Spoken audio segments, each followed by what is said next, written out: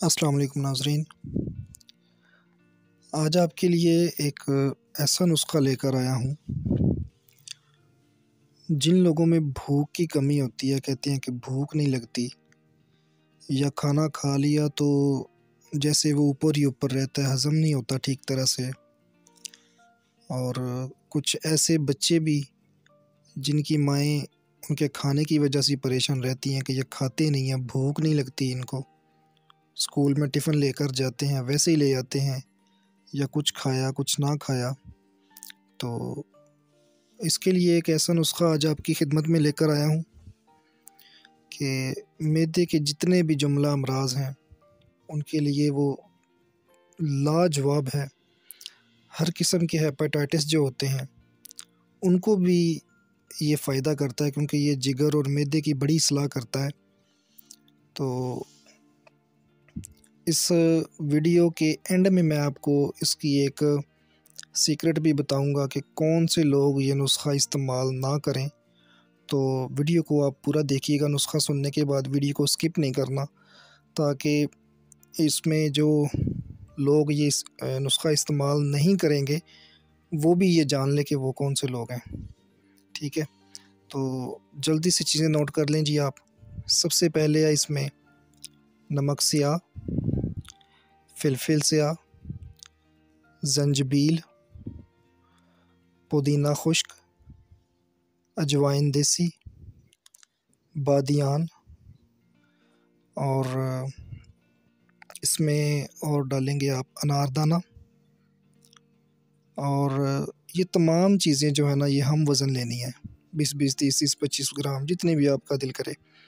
तो इसमें आप 10 ग्राम, जो अगर 20-20 ग्राम लें तो 10 ग्राम इसमें आप रेवंद असारा जो है वो शामिल करें।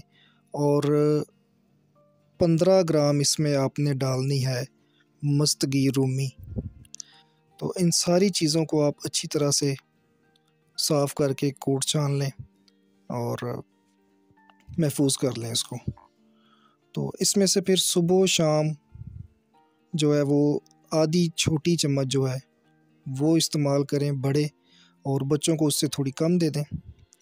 तो इंशाल्लाह ये पहले दूसरे दिन से ही आपको इतनी इससे भूख लगेगी, मैदे की इस कदर इस्लाह होगी कि जो खाया पिया है वो हज़म भी बहुत अच्छा होगा और इससे भूख भी बहुत ज़्यादा बढ़ जाती है। तो जिगर के लिए भी ये लाजवाब चीज़ है। इससे कब्ज़ वगैरह जो होती है वो भी ख़त्म हो जाती है। कुछ लोगों को कब्ज़ की बड़ी प्रॉब्लम रहती है।